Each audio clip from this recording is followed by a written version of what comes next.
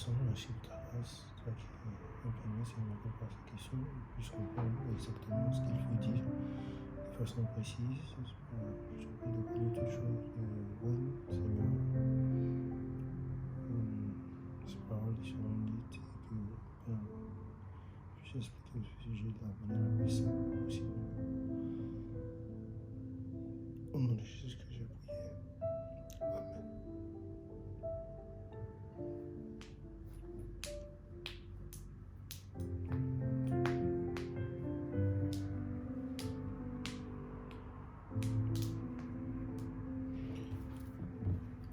Que Dieu vous bénisse richement.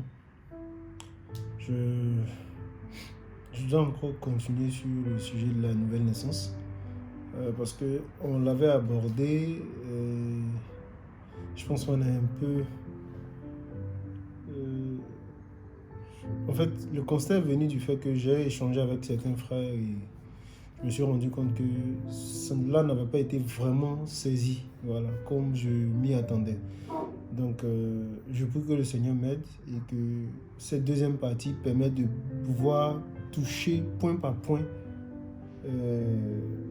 ce qui est la nouvelle naissance et puis afin que vous puissiez comprendre comment y parvenir en fait. Voilà. Et on va sans plus tarder lire notre passage de base et puis commencer. J'espère ne pas être long. Voilà.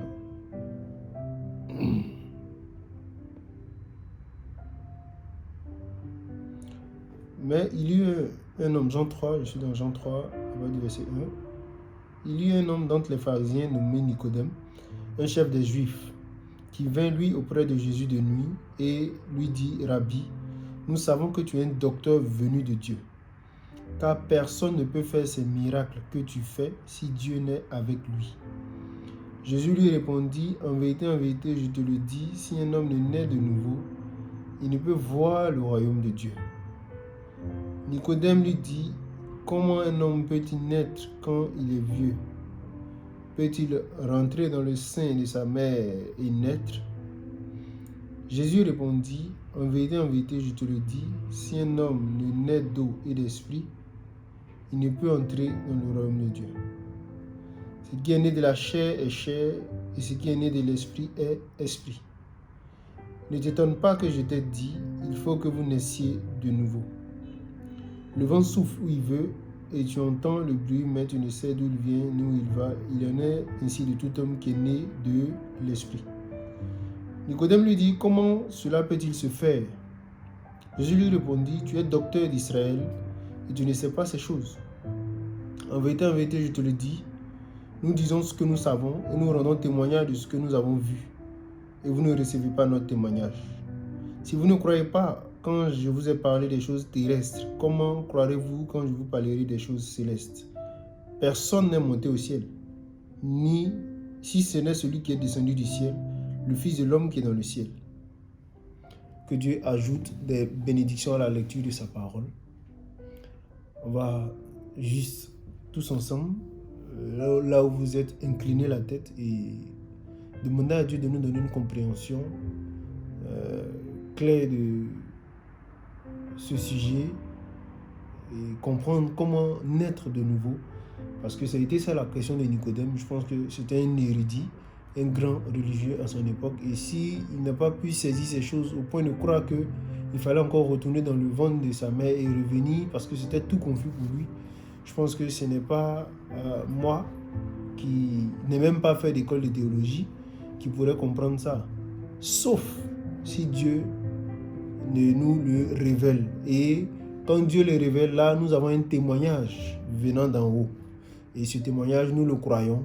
Et cela rend notre compréhension beaucoup plus claire. En nous appuyant sur les choses terrestres et pouvons expliquer les choses célestes. Excusez-moi, c'est l'hiver ici et franchement, je ne supporte pas le froid. Donc là, je suis vraiment enrhumé. Voilà. J'ai lutté comme je pouvais, mais bon. Quand la température est passée à moins, comme on dit là, ça va valider. Bref, comment naître de nouveau? Nous avions déjà abordé le sujet et en causant avec un frère, j'ai dû aller tellement doucement que j'ai même moi-même pris le temps de noter ces étapes parce que je me suis dit que ça peut être la question de quelqu'un d'autre aussi qui n'a pas saisi, qui pourrait demander, mais frère, j'ai pas compris, qu'est-ce qu'il en est? Et donc je reviens là-dessus tout doucement, étape par étape, essayant d'expliquer au mieux que je peux, du mieux que je peux, pardon, et au mieux de ma connaissance, avec les Écritures bien sûr. Il y a un autre sujet que j'étais en train de préparer qui est un peu plus profond, mais quand je me suis rendu compte que je ne pouvais pas aller sans que ça ne soit compris véritablement, bien sûr, j'ai dû revenir là-dessus. Donc, voilà un peu pourquoi j'ai scindé, ou disons, j'ai fait une deuxième partie. Voilà. Comment naître de nouveau? Comment naître de nouveau? C'était la question de Nicodème. Il dit, comment cela peut-il se faire? C'est-à-dire, il a vu Jésus enseigner des choses qui sont vraiment... Ça là, on n'a jamais entendu ça. Et le petit en question, excusez si j'ai dit le petit parce que pour Nicodème, c'était... c'est-à-dire que quand ils sont ensemble, il dit, ah, le jeune là, depuis, il avait 12 ans, je me souviens de lui. Le petit là, il est venu au temple avec ses parents une fois, petit comme ça, mais il a mélangé tout le monde là-bas. Les gens parlent, il a réponse à tout. Quand il pose question, il n'y a pas de réponse. Nous m'avons été étonnés, on s'est demandé, mais d'où lui vient cette sagesse-là? Un enfant comme ça. Ah! Et c'était ça. Donc Nicodème est venu, il a touché deux aspects. La parole et l'esprit.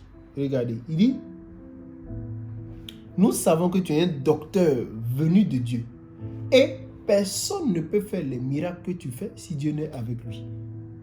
C'est-à-dire qu'il a bien enrobé ça, touché les deux aspects qui l'ont marqué. La connaissance, la parole, la vérité et l'esprit, la puissance. Les deux. Pas l'un sans l'autre. Parce que c'est ça qu'il a remarqué dans le royaume. Et c'est ce que Dieu attend de tout vrai adorateur. Qu'il adore en esprit et en vérité. Bref.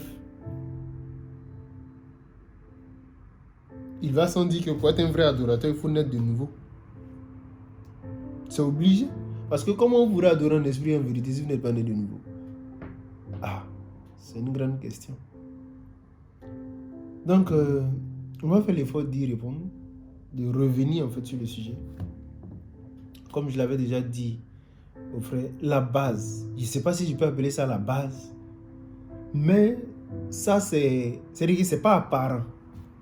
Je ne sais pas si je peux vous faire un dessin pour que vous puissiez saisir. Je vais travailler avec votre imagination.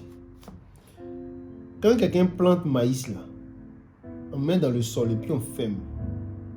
C'est à l'intérieur. Quelque chose se passe là-bas. Jusqu'à... ça sort. Quand ça sort du sol, quand le planteur vient voir, il dit, waouh, mon maïs est en train de pousser. C'est-à-dire que ce qui sort là, on sait que vraiment, il y a quelque chose qui s'est passé. Ce n'est pas encore arrivé, ce n'est pas encore mûr, ce n'est même pas encore donné de fruits, rien. Mais ça vient de sortir de la terre. Ça, c'est réjouissant. Ça veut dire, en d'autres termes, ça a germé. J'espère que je ne me trompe pas de mot. Je vais voir dans le dictionnaire si le mot est correctement utilisé. Excusez.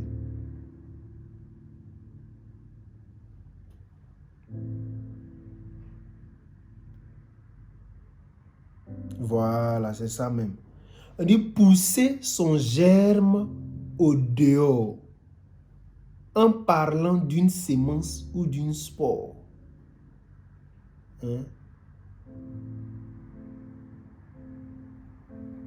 Donc c'est la même chose, c'est ça même.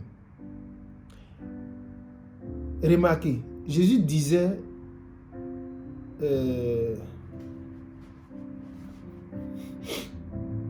j'espère que vous notez les étapes. Ça, je n'appelle pas ça une étape de la nouvelle naissance, parce que la nouvelle naissance est un processus. Mais il y a quelque chose qui doit être, c'est-à-dire que qui doit être un impératif pour que cette nouvelle naissance soit provoquée. Parce que sans cette chose-là, si vous voulez passer par les 3 étapes, vous n'allez pas naître de nouveau. Et cette chose-là, c'est la prédestination. Vous allez comprendre pourquoi j'en parle. Donc ça, si je peux appeler ça l'étape 0, je dirais l'étape 0. Notez, l'étape 0, c'est la prédestination. La prédestination. Ça se traduit comment? Quand vous allez prendre Matthieu 13, je ne sais pas s'il faut le lire. Vous pouvez vérifier Matthieu 13, je crois, verset 36, même verset 26. Jésus parle des semences qui ont été semées, le blé, l'ivraie, etc. Remarquez, le blé n'est pas devenu blé parce qu'il voulait être blé. C'est quelqu'un qui l'a semé blé. Donc c'est quelqu'un qui a voulu qu'il soit blé. L'ivraie aussi est ivraie parce que c'est quelqu'un qui a voulu qu'il soit ivraie et quelqu'un l'a semé ivraie. Donc tout vient de semeur. En d'autres termes, de la paternité. Bref, je pense que vous comprenez. Je vais encore donner un autre exemple pour que vous puissiez comprendre que la base, c'est la prédestination. Il n'y a personne parmi nous, même pas moi, qui ait voulu devenir un humain. C'est-à-dire, je ne suis pas humain parce que je veux être humain, mais je suis humain parce que Dieu a voulu que je sois humain. C'est indépendant de ma volonté. La volonté, c'est la seule volonté de celui qui appelle, celui qui a créé toutes choses, qui fait tout pour sa gloire. Le grand souverain a voulu que je sois un humain. Le même grand souverain a voulu que un arbre soit un arbre. Ce même grand souverain a voulu qu'un chien soit un chien. Il a voulu qu'un chimpanzé soit un chimpanzé. Pour traduire quoi? Lui seul il sait. Mais ce qui nous intéresse, c'est au sujet de fils de Dieu et ceux qui ne sont pas fils de Dieu et comment parvenir à la nouvelle naissance. Donc, si vous êtes un fils de Dieu, parce que pour l'être, il faut être dans la peau humaine pour comprendre ce que je suis en train de dire. C'est qu'au préalable, Dieu a voulu que vous soyez un humain. Dans une... Bon, si vous voulez un humain, j'ai failli manquer d'expliquer ce que je voulais dire. C'est comme ça, souvent, je suis pressé. Et puis quand je rentre d'idée en idée, je suis parti. Regardez. Pourquoi je suis humain? Avant qu'il y ait eu fécondation entre le spermatozoïde et l'ovule, cette fécondation qui se traduit par la justification dans les étapes de la nouvelle naissance, avant qu'il y ait ça, j'étais un spermatozoïde. Mais qui a voulu que je sois un spermatozoïde? Qui a voulu que je sois ce germe? Cette volonté-là, c'est qui? J'aurais pu être le germe d'un arbre, d'un plant d'arachide. Vous voyez là où la prédestination s'en va? Ça regarde la sémence que vous êtes, la sémence à l'origine. Donc le Créateur, oh Seigneur, merci. Merci pour un tel amour. Son amour a voulu que je sois le sperme d'un homme. Une sémence prédestinée à être humaine. Et là, il y a eu l'atmosphère, l'attraction, le mâle et la femelle, le plus et le négatif.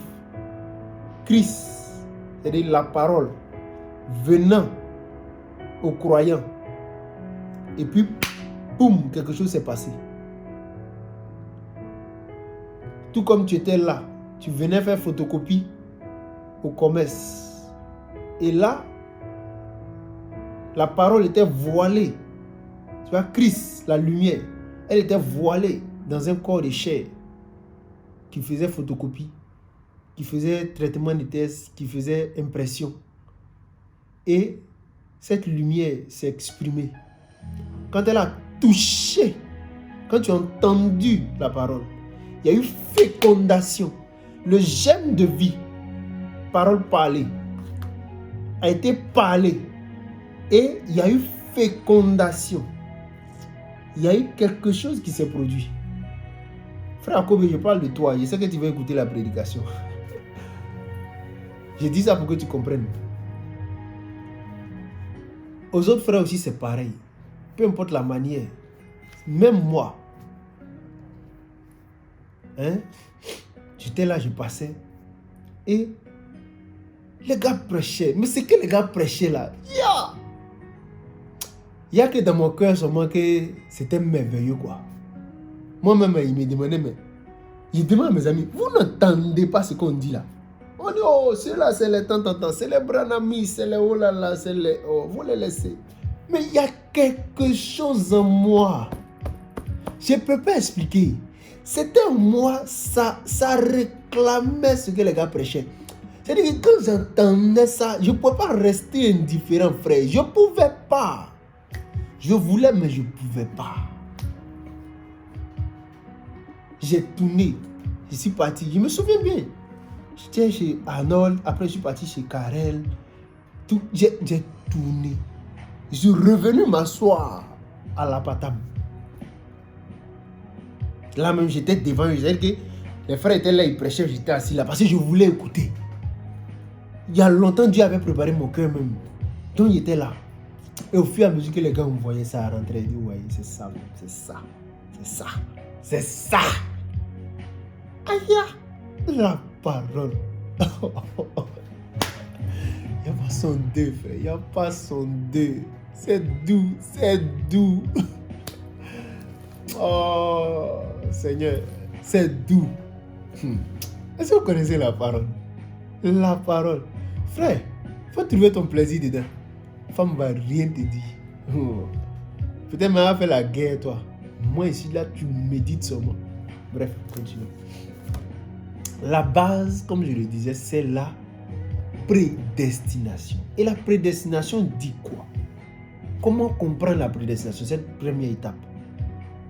C'est que tu n'es pas ce que tu es parce que tu l'as voulu, mais c'est Dieu qui l'a voulu. Ça, il faut comprendre ça pour pouvoir comprendre la prédestination. Un chien n'est pas un chien parce qu'il veut être un chien, mais parce que Dieu a voulu qu'il soit un chien. Donc, Dieu t'a prédestiné. C'est réel. Les gens vont dire non, prédestination là, ça veut dire que tu peux faire ce que tu veux et puis tu es sauvé quoi. Non, la prédestination ne regarde pas au salut. C'est trop petit, le salut est trop petit, ça va au-delà. La prédestination dit que tu es ce que tu es parce que Dieu l'a voulu. Et pour parler précisément de nous, écoutez bien, c'est la base. C'est la base, parce que sans ça, vous ne pouvez pas naître de nouveau. Donc, vous devez comprendre ce que je viens de dire et croire que vous êtes prédestiné. C'est impératif. Et puis, si vous êtes prédestiné, bon, c'est pas quand tu te tapes la partie pour dire ici prédestiné que tu es prédestiné. Nous sommes de Dieu. Celui qui connaît Dieu nous écoute. Celui qui n'est pas de Dieu ne nous écoute pas. C'est ce que les disciples disaient. Eux qui étaient prédestinés. Donc ça veut dire que quand Dieu emmène une sémence prédestinée à la vie, je sais que quelqu'un comprend. Quand Dieu prend une sémence prédestinée et il l'emmène à la vie, et qu'elle prend le germe sémence, parole, Christ, pour aller transmettre ça à une autre sémence prédestinée, cette autre sémence va parvenir à la vie. C'est comme une bougie, on prend sa lumière, on allume une autre bougie. Vous voyez? Elle va éclairer aussi. Mais si c'est une sémence qui n'est pas prédestinée, si la sémence prédestinée vient lui apporter le germe de vie, ça ne va rien produire. Parce qu'elle n'est pas prédestinée. En d'autres termes, ce n'est pas une terre fertile qui peut recevoir la sémence pour porter du fruit. Mais une terre fertile, qui est une terre prédestinée, quand elle recevra la chose, elle va porter du fruit. Bref, je pense que vous comprenez.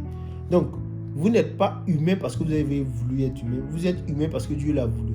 De même, vous n'êtes pas sémence de Dieu. C'est-à-dire, vous n'êtes pas germe de Dieu. Vous n'êtes pas sorti de Dieu parce que vous avez voulu sortir de Dieu. Mais parce que Dieu a voulu que vous soyez une partie de lui. C'est pourquoi, quand vous comprenez la prédestination, vous comprenez que Dieu vous a aimé. les gens n'ont qu'à dire ce qu'il faut. Même si vous êtes dans la galère, même si vous souffrez, comprenez déjà que du fait que Dieu vous a prédestiné à être semblable à lui, il vous a trop aimé. Trop aimé. Même si les épreuves que vous endurez présentement vous font souffrir, comprenez que Dieu vous a aimé au-delà de tout, du fait qu'il vous a prédestiné. Donc, frère, vous lui devez un amour plus que votre propre vie. Parce que son amour a voulu que votre vie soit sa vie. Votre vie peut faire quoi? Non, moi là, moi le fils des temps, moi la fille des temps, tu n'es rien. Tu n'es rien. Si Dieu voulait que tu sois un chimpanzé, tu serais un chimpanzé. Et on allait te déposer au zoo pour aller te regarder. Donc, l'amour de Dieu a voulu que tu sois une partie de lui. Frère, il n'y a pas plus grand amour que ça.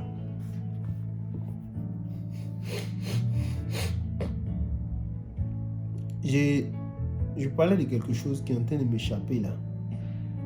Mais c'est pas grave, je vais lire 1 Jean 3. Il dit dedans, voyez quel amour le Père nous a témoigné pour que nous soyons appelés enfants de Dieu, et nous le sommes. Si le monde ne nous connaît pas, c'est qu'il ne l'a pas connu. Ça veut dire qu'il y a des gens qui ne sont pas prédestinés. Comprenez ça simplement. Si le monde a c'est qui? Bien aimé, nous sommes maintenant enfants de Dieu. Et ce que nous serons n'a pas encore été manifesté. Mais nous savons que lorsque cela sera manifesté, nous serons semblables à lui, parce que nous le verrons tel qu'il est. Quiconque a cette espérance en lui se purifie comme lui-même est pur. Et qu'est-ce qui nous purifie? C'est la parole. La parole. Et l'Esprit vient sur cette parole-là pour la rendre manifeste. Bon, on va sauter les étapes. Bref. Prédestination. Je vais lire des passages qui vous parlent de prédestination. Pour que la chose rentre bien.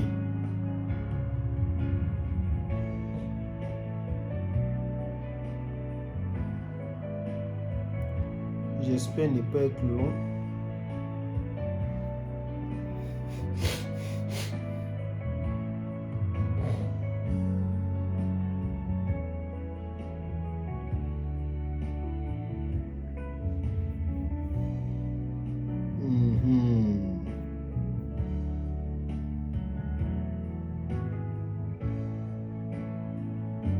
On va lire Romains 8 et puis Éphésiens 5. Commençons par Éphésiens 5. Suivez. Béni soit, ici au verset 3, Éphésiens 1, pardon, verset 3. Béni soit Dieu, le Père de notre Seigneur Jésus-Christ, qui nous a bénis de toutes sortes de bénédictions spirituelles dans les lieux célestes en Christ. C'est pas maintenant, c'est avant. Regardez, verset 4. En lui, Dieu nous a élus avant la fondation du monde. Maï. En lui, en Christ. Avant que ton papa et ta maman se rencontrent, Dieu t'a élu pour être humain dans leurs reins. Sinon dans les reins de ton père. C'est la même chose. En lui, en Christ, Dieu nous a élus avant la fondation du monde. C'est-à-dire qu'on était déjà là-bas en tant que sémence.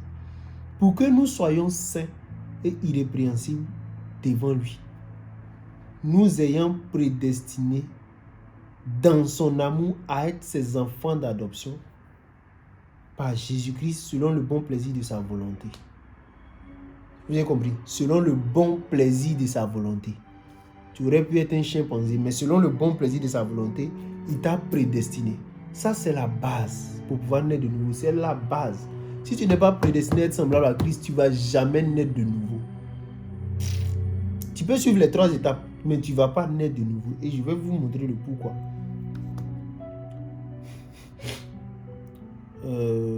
Continuons. J'avais dit Romains. Voilà. Prenons Romains 8. On va lire. Je lis à partir du verset 28. Nous savons du reste que toute chose concourt pour le bien de ceux qui aiment Dieu, de ceux qui sont appelés selon son dessein. Car ceux qu'il a connus d'avance, c'était quand? Avant la fondation du monde. Il les a aussi prédestinés à être semblable à l'image de son fils. C'est parce que tu dois être semblable à l'image du fils que tu vas passer par la nouvelle naissance et ainsi de suite. Avoir la stature parfaite, le caractère, être adopté, parfait, semblable maintenant à Christ. C'est à cause de ça que, en passant par les 3 étapes, tu vas naître de nouveau. Donc en réalité, la chose principale, c'est de croire. Ah frère, comment on sait qu'on est prédestiné? Moi, je ne sais pas. Et je ne vais pas te dire que c'est écrit sur le visage de quelqu'un.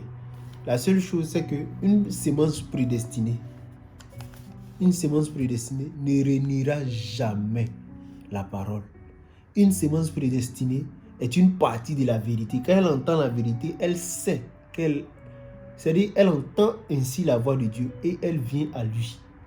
Ça, c'est une sémence prédestinée parce que elle est une partie de Dieu. Vous voyez, une sémence prédestinée ne renie jamais la parole. Elle reconnaît toujours la vérité. C'est pourquoi on souvent parle des fils d'Abraham, etc., etc. Je ne sais pas pourquoi je m'attarde sur la prédestination, mais bon, j'espère que vous allez comprendre. Abraham pouvait reconnaître Dieu dans toutes les facettes de Dieu. Dieu est venu sous forme de Melchisédek. Il a reconnu, il a payé la dîme. Dieu est venu sous forme de... Comment on appelle ça même? Avant d'aller détruire Sodome et Gomorrhe, il est venu à 2 anges. Quand il passait, il l'a vu, il a discerné, il a appelé Seigneur. Le gars est venu, lui a donné du pain avec agneau rôti. Le gars a mangé. Il était content. Il dit, où est ta femme? Qu'elle va enfanter l'année prochaine, à cette même époque. Elle riait. Mais ce n'est pas ça le plus important. Abraham savait discerner Dieu. Pourquoi? Vous qui êtes fils d'Abraham, vous comprenez pourquoi? Si vous avez la foi d'Abraham, qui est le père de la foi, sa foi c'était quoi? Il traitait avec Dieu. Sa foi, c'est pas où Isaac est né là. C'est pas ça. C'est pas qu'on appelle le père de la foi. Parce que la foi, c'est un principe de prédestination, un principe de base, un principe sur lequel Dieu vient chercher les héritiers en leur amenant la parole qui les attire à lui. Jésus pouvait dire ceci. J'espère que je ne sors pas de mon sujet. Tout ça, c'est pour que vous puissiez comprendre la prédestination. Hein. Parce que c'est la base. C'est la base, en fait. Jésus pouvait dire ceci. Dans Jean chapitre 10.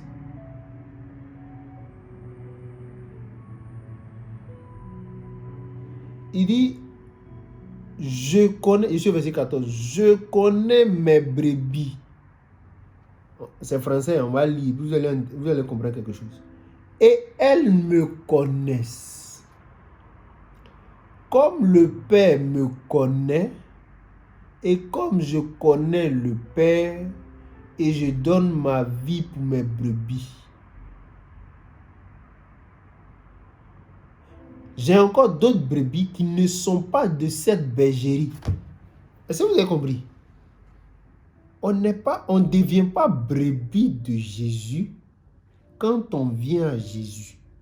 Mais c'est parce qu'on est brebis de Jésus qu'on vient à Jésus. Je vais répéter. C'est pas quand tu viens à Jésus que tu deviens fils de Dieu. C'est parce que tu es fils de Dieu que tu peux venir à Jésus. Quand on s'en va évangéliser là, parce que quelqu'un peut se poser, mais si c'est ça, pourquoi on évangélise? Quand on s'en va évangéliser là, Jésus a dit quoi? Il dit c'est comme un filet on lance, ça prend tout. Quand ça vient, on trie. On regarde ce qui est bon, on retourne dans la mer ce qui n'est pas bon. C'est ça. Donc on s'est évangélisé là, beaucoup peuvent venir. Mais c'est les semences prédestinées, on s'en cherchait en fait. Donc en prenant ça, il y a d'autres qui viennent. Et puis on prêche la parole. On prêche, on monte. Au fur et à mesure, on monte. On rentre dans les choses dures. Dans les choses quinquin. Puis il y a d'autres qui s'en vont. Quand on rentre dans l'ordre de l'église comme ça, là, il y a d'autres qui s'en vont. Quand on rentre dans certaines choses, il y a d'autres qui s'en vont. Quand on rentre dans les mystères, il y a d'autres qui s'en vont. Même un Jésus, ça s'est passé. Donc ne pensez pas que c'est moi qui vais... Je n'invente rien. Je suis juste en train de vous dire que...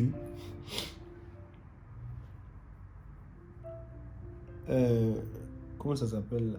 Quand il était devant les 70 disciples, là, il dit, celui qui demande ma chair et ne boit mon sang ne peut avoir la vie. Ils ont dit, ça c'est Dieu, qui peut supporter? Ils se sont retournés rapidement.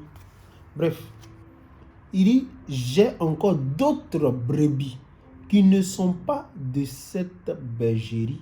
Celles-là, il faut que je les amène. Elles entendront ma voix. Frère, mais pourquoi les autres, les loups, les boucs n'entendent pas la voix? C'est les brebis. Parce qu'elles sont brebis. Il y a quelque chose en elles pour reconnaître la voix du berger. Elles sont familières. Pour ne pas dire, la voix du berger leur est familière. Elles ont déjà entendu ça quelque part. Où, avant la fondation du monde, vous étiez un Christ. C'est ce qui fait que, étant une partie de Dieu, étant une partie de la vérité, quand la vérité vient à vous, vous n'avez pas d'autre choix que de vous identifier à la vérité. Pourquoi parmi tous les gens, c'est toi qui aimes la parole? Pourquoi parmi tout le monde, c'est toi qui aimes la vérité? Pourquoi parmi tous ceux à qui on a parlé du message, c'est toi seul qui as cru? Ça ne te dit rien.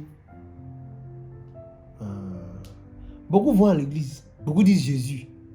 Mais combien viennent à la vérité? C'est ça. C'est ça la question. Celles-là, il faut que je les amène. Elles entendront ma voix et il y aura un seul troupeau, un seul berger. Donc nous on est venus pour faire écho de la voix du berger. Quand vous allez venir, on va vous envoyer à la bergerie. Nous on est devant aussi. On s'en va. Je vais lire encore un autre passage pour que vous compreniez que c'est sur la base de 2-3 témoins. Regardez, les gens qui ne pouvaient pas accepter la vérité là, regardez ce qu'il a dit d'eux. C'est pourquoi je dis, si vous voulez savoir si vous êtes prédestiné, quand l'écriture va témoigner de Christ vivant, Jésus-Christ est le même hier, aujourd'hui et pour toujours. Ça veut dire quoi? Lisez le verset d'en haut. Il dit, souvenez-vous de vos conducteurs qui vous annoncent la parole de Dieu. Imitez leur foi. Celui qui reçoit, celui que j'aurais envoyé, me reçoit. Et celui qui me reçoit, reçoit celui qui m'a envoyé. Donc quand Dieu envoie quelqu'un, c'est Dieu qui vient vers vous. Et quand ce quelqu'un-là, vous le recevez, que vous entendez la vérité qu'il prêche, en ce moment, qu'est-ce qui se passe? Vous recevez Christ. C'est pourquoi je réitère ça. En cette saison, pour cet âge de l'église de Laodicée, pour que les gens puissent aller dans l'enlèvement, pour que les gens échappent à la marque de la bête, Dieu a envoyé William Marion Branham en qualité de prophète. Et il faut le recevoir en qualité de prophète, pas en qualité de juste, pas en qualité d'un homme de Dieu. Hein? Oui, c'est un grand homme de Dieu. Hein? Oui, il a fait des miracles. Non, c'est un prophète comme Moïse. C'est un prophète comme Jean-Baptiste. Sa commission était de quoi? De ramener le cœur des enfants, c'est-à-dire le peuple aujourd'hui, à la doctrine des apôtres, à la base, au fondement apostolique. Et ensuite de leur révéler les mystères cachés dans les sceaux pour qu'ils puissent parvenir à quoi? À la perfection. Pour qu'ils puissent parvenir à leur adoption. Lui-même étant la manifestation de ce qu'il a prêché. C'est pourquoi, à un moment donné, les gens ont voulu l'adorer. Parce que là, il avait atteint un level, un haut niveau.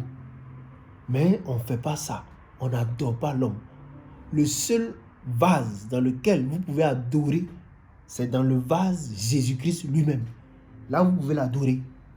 Mais pas quand Jésus-Christ s'est morphé en Branham, ni morphé dans votre pasteur. Parce que oui, vos conducteurs, là, c'est Jésus-Christ qui est avec vous comme ça. Si vous n'en avez pas la révélation et que vous êtes là en train de tergiverser, vous vous tuez sur la chair, vous prenez la chair, c'est-à-dire vous regardez la chair et puis vous ne voyez plus rien. Frère Jean-Sylvain Akwala a chanté ceci. Il dit, Quand tu regardes, qu'est-ce que tu vois? Tu vois quoi? Quand tu regardes, tu vois quoi? Donc, vos conducteurs, c'est Christ avec vous. Pourquoi? Pour vous apporter la vie. Bref, j'étais en train de montrer comment la prédestination se passe. Vous dites que quand la chose là se produit, là, celui qui est de Dieu, lui, il croit. Quand Jean-Baptiste venait, son nom n'était pas dans l'Ancien Testament. Comment on pouvait le reconnaître? Il fallait être prédestiné. 1. 2. C'est par prédestination qu'on pouvait avoir la révélation que c'était un prophète. Et croire en ce qu'il dit. Et comprendre ça comme ça devait être compris. Pas comme les gens voulaient comprendre. Parce que tu peux venir écouter puis mal comprendre. Comme ceux qui sont venus écouter Jésus, quand il a dit, mais celui qui ne mange ma chaîne ne pas mon sang ne peut avoir la vie. J'ai dit, cannibale, cannibalisme, Le prophète dit, on n'a qu'à manger sa chair, on n'a qu'à boire son sang. Oh, cannibale, cannibale. C'est ça. Donc, tu peux venir. Mais si tu vas comprendre comme ça doit être compris. C'est ça. Toujours, c'est toi ta problème d'incompréhension. Et c'est pas pour dire que ton incompréhension, quand on finit de t'expliquer, tu vas comprendre. Bon, bref, je n'ai rien dit. Hein? Je n'ai rien dit. On continue. Voilà. Mais je veux dire quoi? La révélation, c'est la révélation de la parole qui est claire. Et les semences prédestinées, quand elles entendent la parole, la révélation là, leur vient en même temps. La semence qui n'est pas prédestinée là, ça ne produit rien. Il entend même souvent là, c'est scandale même pour lui. Pourquoi? Pourquoi prédestiné? Donc, d'autres sont nés pour aller en enfer, quoi? Pourquoi? Donc, vous voulez dire que il y a des gens, Dieu a fait des gens pour aller en enfer, d'autres, Dieu a fait d'autres pour ne pas aller en enfer. Non, ça c'est pas Dieu. Ah, c'est toi tu connais Dieu que nous. Toi tu connais Dieu que nous. Faut arrêter ça. Dieu même que tu prétends connaître, il dit à des Juifs que vous avez pour père le diable. Allez-y, lisez ça dans Jean 8. Et les Juifs là, l'ont lapidé, un caillou. C'est toi tu vas venir dire que hey, Dieu est amour. Lui-même, il ne sait pas qu'il est amour. Le mal, le bien, ça ne te dit rien. La nuit, le jour, ça ne te dit rien. Les contrastes qui sont devant nous, là, de la gauche, la droite. Ah. Continuons. Jésus leur répondit, je vous l'ai dit, vous ne me croyez pas. Les œuvres que je fais au nom de mon Père rendent témoignage de moi. Mais vous ne croyez pas parce que vous n'êtes pas de mes brebis. Vous voyez? C'est comme si il a tout dit, tout fait, pour que, Jean, il n'y ait même pas quelque chose sur lequel tu vas t'appuyer pour dire non, il n'a pas fait ça, c'est que ce n'est pas lui. Ou bien voilà, tu peux le bloquer ici. Tout est déjà propre. Mais quand toi tu regardes là, tu n'es pas d'accord quand même. C'est-à-dire que ça ne passe pas dans ta tête même, ça ne rentre pas dans ton cœur. Mon frère, tu n'es pas des brebis du Seigneur. C'est pourquoi tu ne crois pas. C'est pourquoi je répète encore au sujet de la prédestination. Si vous avez compris que vous avez cru ça, le reste là sera un processus que vous allez suivre. Et vous allez rechercher chaque étape au fur et à mesure pour que vous soyez sûr que vous êtes né de nouveau. Ce sera comme pour vous la preuve que vous êtes né de nouveau. Et cette première base là, c'est que si vous êtes vraiment prédestiné, vous allez toujours croire la parole. Vous ne pourrez pas vous empêcher de ne pas croire la vérité. Même si vous êtes fâché, même si ça ne vous plaît pas, mais vous savez que c'est la vérité, vous allez croire ça. C'est comme ça une sémence prédestinée. Quand tu es de la vérité, tu reconnais la vérité. Tu te soumets à la vérité. Seuls ceux qui sont du diable ne sont jamais d'accord avec la vérité.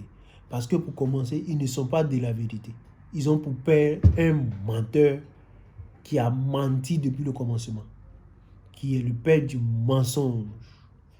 Et c'est pourquoi il n'y a pas de vérité en eux, ni en leur père. Bref, Jésus répétait ceci et il disait, mais vous ne croyez pas.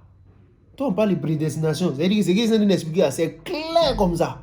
Mais dis ça. frère, soeur, prenez les mêmes explications, allez dire ça à quelqu'un qui n'est pas une sémence de Dieu. Il va vous maudire. C'est que tout ce que tu dis là, il ne sait pas. Parce que tu vas le bloquer dans tous ses arguments. Mais il va te dire, crois pas. Ça veut dire que, ça veut dire ça. C'est ça. Ce que tu penses là, c'est ça.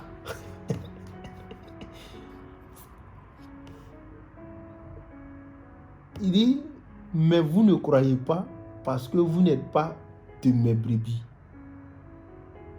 Mes brebis entendent ma voix, je les connais et elles me suivent. Vous comprenez? Je leur donne la vie éternelle et elles ne périront jamais. Et personne ne les ravira de ma main. Bye, ça devient profond. Laissons ça. Donc frère, voici la prédestination. Maintenant, il y a un lien versé encore qui va mettre le chaos. Lisons Job. Ouais, on aime ça. Regarde comment il parle. Genre comme il connaît la parole. Oui, je me glorifie en Christ, frère. Il faut connaître la parole aussi. C'est important.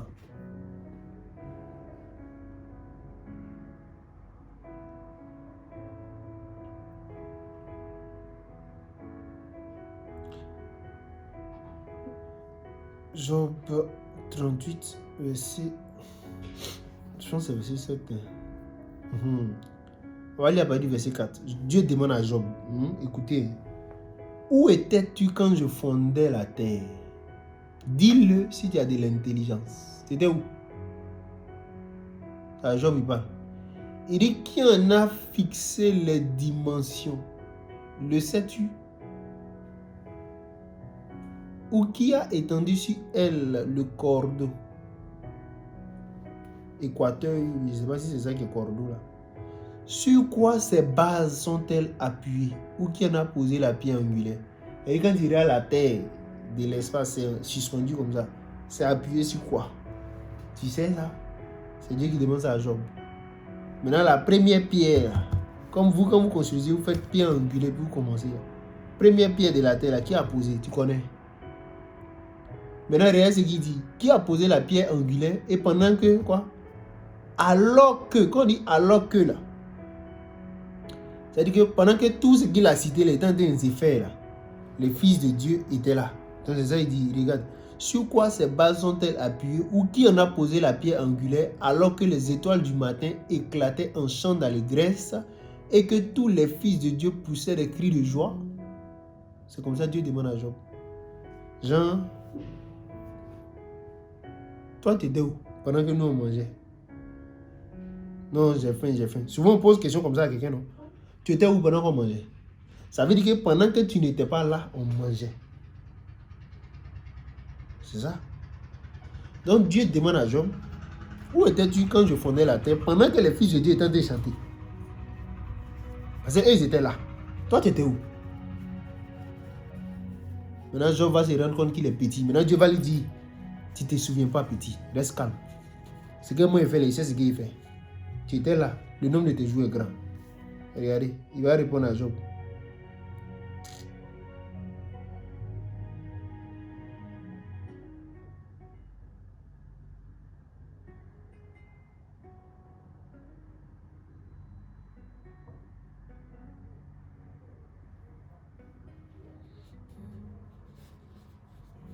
Verset 21. Tu le sais, car alors tu étais né, et le nombre de tes jours est grand.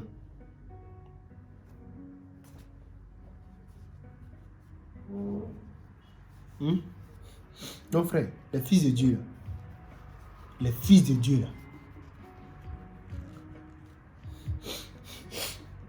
c'est les daérés. Ils sont vieux. Non, tu as 5 ans. Ça, c'est ma chair. Oh, le jeune, là, il a 30 ans. Ça, c'est la chair. La chair qui a cet âge. C'est la chair. C'est le jugement de la chair, ils ont écrit. Né en 1900. Ça, c'est la chair. Mais à l'intérieur de la chair, il y a une âme.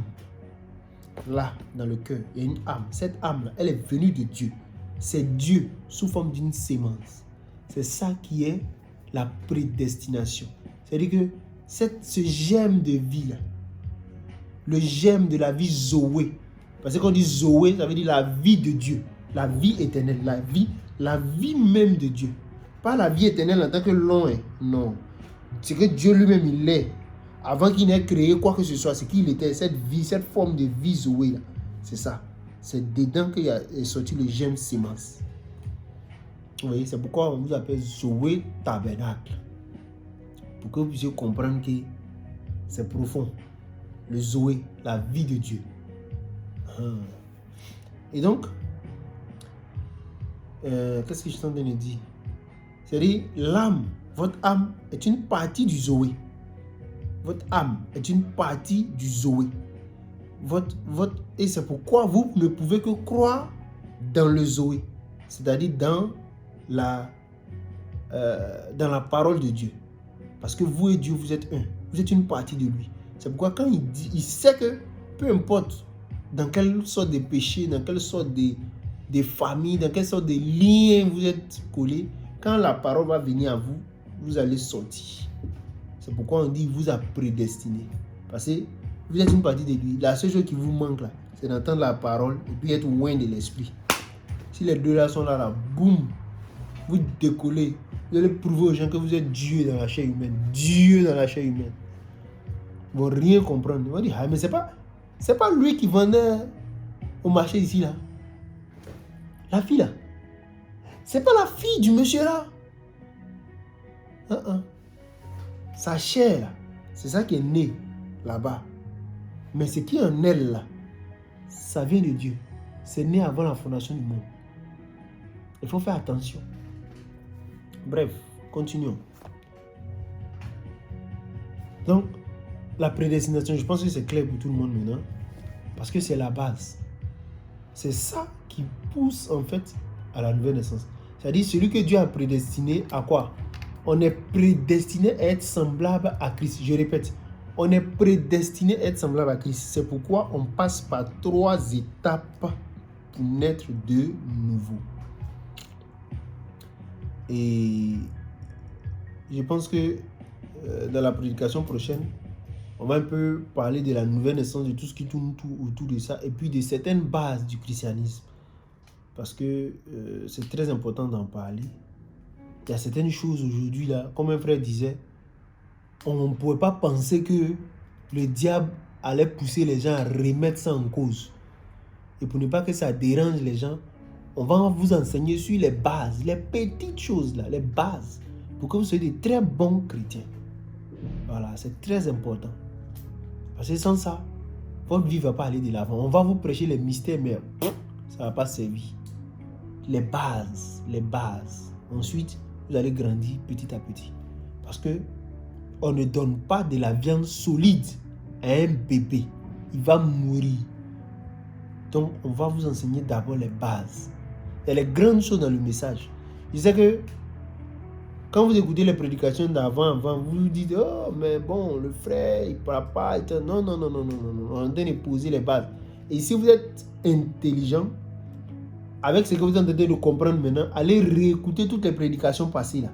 Vous allez voir que votre compréhension va changer parce que vous allez sentir que il y avait beaucoup de choses qui étaient dites dedans. Mais souvent, quand on parle, c'est un peu lourd. On se dit que, bon, pardonnez-moi si j'ai fait les choses de la sorte. Donc, continuons. Je disais ceci, c'est parce que vous êtes prédestiné que vous pouvez passer par le processus de la nouvelle naissance et naître de nouveau pour devenir semblable à Christ. Pourquoi? Parce qu'il y a en vous un germe de vie pour vous rendre semblable à Christ. Mais ce germe de vie a besoin de germer, grandir, mûrir. Et maintenant, on va voir Christ. Hein? On se comprend. Donc, si quelqu'un n'a pas ce germe de vie, il n'y a aucune nouvelle naissance pour lui. Il n'a qu'à être gentil. Il n'a qu'à donner son argent aux pauvres. Il n'a qu'à être tout ce qui est bonté. C'est zéro. Pourquoi? Parce qu'il n'est pas prédestiné. Je répète, chaque semence se reproduit selon son espèce.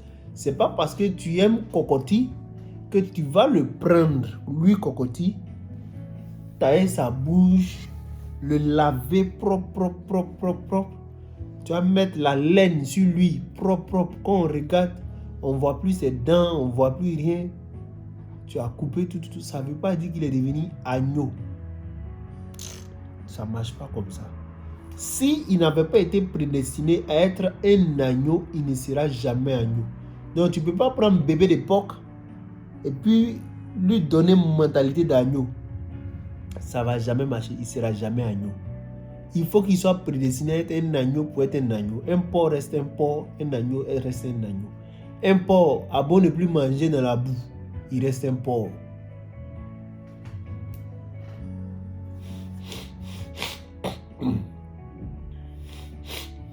Maintenant, à vous maintenant qui croyez avec ce qu'on a dit là, j'espère que votre main va se lever. Levez la main, voilà, levez la main. Voilà. Même si personne ne vous voit, levez la main et dites dans votre cœur que je suis une sémence prédestinée de Dieu. Dis ça même à ton voisin aussi. Dis-lui, je suis une sémence prédestinée. Et dis ça à toi-même, parce que c'est le plus important. Je suis une sémence prédestinée de Dieu. Voilà. C'est le plus important. Maintenant, je vais m'adresser à la sémence prédestinée de Dieu pour dire quelque chose. C'est la sémence prédestinée de Dieu maintenant. Je vais lui montrer comment parvenir à la nouvelle naissance. Vous comprenez? Voilà. Parce que la nouvelle naissance, c'est pour la sémence prédestinée de Dieu. Ce n'est pas pour tout le monde.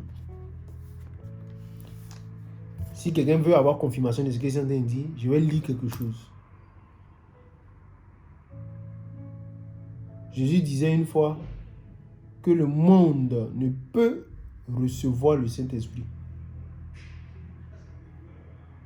On dit, mais Jésus là quand même. Regardez. Dans Jean 14, il disait ceci. Et moi, je prierai, sur verset 16, et moi, je prierai le Père, et il vous donnera un autre consolateur, afin qu'il demeure éternellement avec vous. L'esprit de vérité, que le monde ne peut recevoir, parce qu'il ne le voit point. Vous êtes intelligent, vous savez ce que ça veut dire. Est-ce qu'on voit le Saint-Esprit? Est-ce qu'on le voit? Mais il voulait dire quoi? C'est ce que je vous ai dit récemment là. Pour dire que quand Dieu est tabernaclé dans un corps humain, c'est un ange qui est devant vous. Des anges, il y en a des célestes, il y en a des terrestres. Daniel dit, j'ai vu l'ange Gabriel, et j'ai vu Gabriel, homme. L'ange Gabriel, homme. Venir à moi, Il dit, je l'ai reconnu parce que je l'avais déjà vu en vision. Mais Gabriel qui est venu vers lui, il était comme un homme. Vous dit, quand Paul dit par exemple, exercer l'hospitalité. Exercer l'hospitalité. Car en faisant cela, certains ont logé des anges. Ils ont reçu des anges. Vous ne comprenez pas ce que ça veut dire. Non. Si un ange vient des ailes, tout le monde va le reconnaître. Mais ici, il est en train de parler de quoi? L'esprit de vérité que le monde ne peut recevoir. Pourquoi? Parce qu'il ne le voit point. Oui, le monde a des yeux pour regarder à l'apparence, mais ils n'ont pas le discernement pour voir qui est voilé derrière la chair. Quand eux ils voient l'homme. Mais quand vous regardez, vous voyez quoi? Un aigle voit Christ. Une sémence prédestinée voit Christ, la parole incarnée. Il dit parce qu'il ne le voit point et ne le connaît point. Mais vous le connaissez, car il demeure avec vous. Vous voyez? Il ne le voit pas, il ne le connaît pas, mais vous le connaissez. Car il demeure avec vous et il sera en vous. On a qu'à expliquer ça là comment encore. Jésus-Christ est le même hier, aujourd'hui et éternellement. Donc, tout le monde ne peut pas recevoir le Saint-Esprit. Tout le monde ne peut pas naître de nouveau. Donc, à la sémence prédestinée, je te dis ceci. Pour naître de nouveau, qu'est-ce qu'il te faut? Première étape, la justification. Première étape. Ça, c'est un enseignement. Mais c'est quand vous êtes dans l'église que vous allez écouter ça, les frères vont en parler. On ne peut pas en parler dehors. Mais ceux qui iront dehors pour faire l'évangélisation, en réalité, qu'est-ce qu'ils font? Ils viennent vous apporter la justification. Parce qu'ils viennent vous chercher. Parce que la justification, c'est quoi? La justification, c'est le fait de comprendre et de croire que ce n'est pas par votre comportement que vous êtes sauvé. Ce n'est pas par votre comportement que vous allez au ciel. Ce n'est pas par votre comportement que vous serez juste devant Dieu. Ce n'est pas parce que vous vous comportez bien que vous êtes sans péché devant Dieu. Pourquoi vous êtes juste devant Dieu? Pourquoi Dieu vous dit que vous êtes juste, donc vous pouvez être sauvé? Ou bien donc vous êtes sauvé? Pourquoi? Parce que lui-même, il est mort à la croix pour vous. Il a payé le prix de son sang, de sa vie, pour que vous soyez justifiés. C'est tout. Ce n'est pas votre comportement. Si vous regardez votre comportement, ça veut dire que vous n'avez pas accepté la justice de Dieu. Et si vous regardez votre comportement, Dieu va toujours vous trouver pécheur. Parce qu'il n'y a pas un homme qui peut se taper la poitrine pour dire que lui il est juste devant Dieu.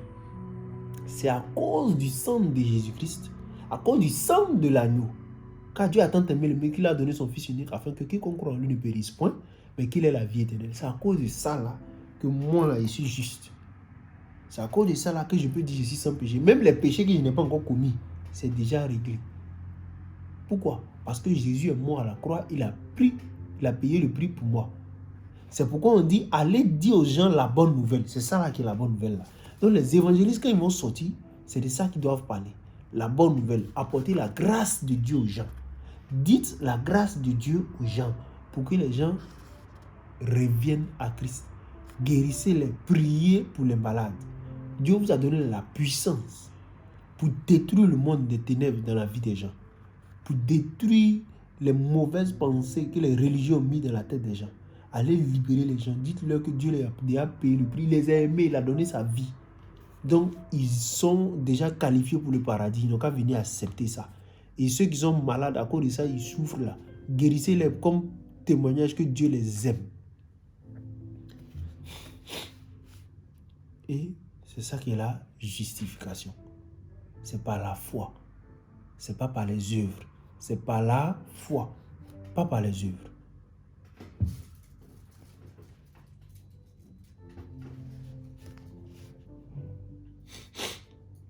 Et donc, la justification, comme je le disais, c'est ça. En un mot, voilà ce que ça signifie. C'est la première étape de la nouvelle naissance. Et quand tu entends la parole là, c'est ce que ça provoque en toi. Tu te sens libre. Tu pêches ou tu ne pêches pas, c'est que si tu es sauvé. Pourquoi? Parce que tu as cru en Jésus-Christ qui est mort pour toi. Point barre. Après, Étienne, tu veux dire que quelqu'un peut faire des bêtises et comme il est justifié, il va aller au paradis. Frère, je n'encourage pas les bêtises. Mais quelqu'un n'ira pas en enfer à cause des bêtises. S'il n'a pas renié le sacrifice de Jésus-Christ à la croix, il sera sauvé. S'il faut que Dieu le frappe à cause de ses bêtises et puis va même mourir, c'est réglé. Mais ces bêtises-là, ce n'est pas bon. C'est ce que Dieu a dit à David. Il dit, j'ai fait alliance avec toi. Mais si tes enfants ne respectent pas mes commandements, je vais les punir de la verge. Je vais les frapper. Mais je ne veux pas leur retirer mon amour ni ma bonté. C'est ça. C'est pourquoi on dit, quand tu vois ton frère qui fait les bêtises, il faut prier pour lui. Dieu va lui donner la vie. Mais si c'est un frère qui renie la parole, là, ça devient compliqué. Parce que ça, c'est le péché qui mène à la mort. Une sémence prédestinée ne renie jamais la parole. Une sémence prédestinée croit toute la parole. Une sémence qui n'est pas prédestinée croit 99,99% de la parole. Regardez.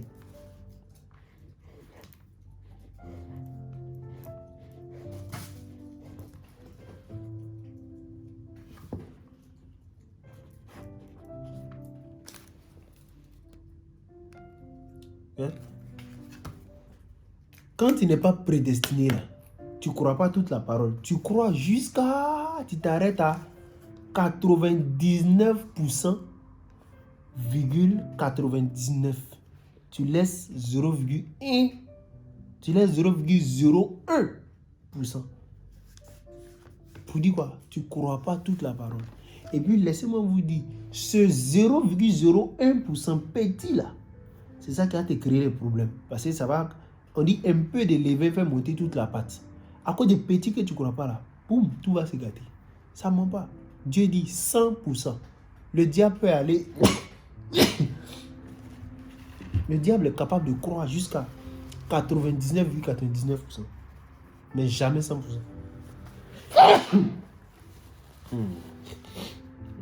Décidé.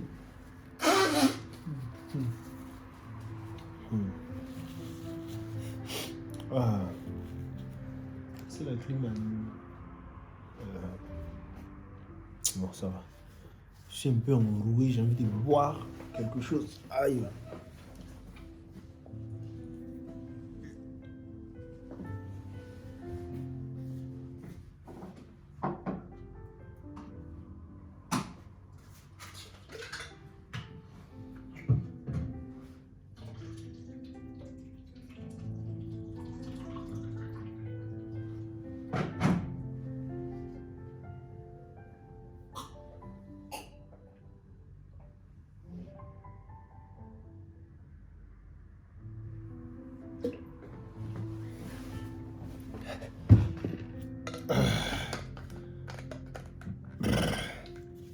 Ouais.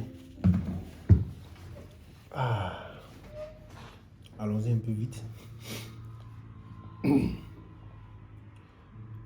Donc, la justification, c'est ça. Tu es sauvé par grâce. Ça n'a rien à voir avec ton comportement. Je vais lire juste un verset pour résumer ça. Je crois que c'est Éphésiens 2. On a déjà prêché dessus. Vous pouvez retourner dans les anciennes prédications pour voir. Ça a été détaillé, décortiqué même. Ça vous aidera. Éphésiens 2, 8, il dit, car c'est par la grâce. Retenez ce mot-là, c'est par la grâce. Grâce là, ça veut dire tu ne mérites pas, tu n'as rien fait pour avoir. Ça n'a rien à voir avec ton comportement. Que ton comportement soit bon ou pas, on s'en fout. Lui, il est mort, il a payé le prix. Tu acceptes, tu es sauvé. Tu n'acceptes pas, tu n'es pas sauvé. Car c'est par la grâce que vous êtes sauvés, par le moyen de la foi. Et cela ne vient pas de vous. C'est le don de Dieu. Ce n'est point par les œuvres afin que personne ne se glorifie. Éphésiens 2, versets 8 à 9. Donc, vous comprenez que c'est ça.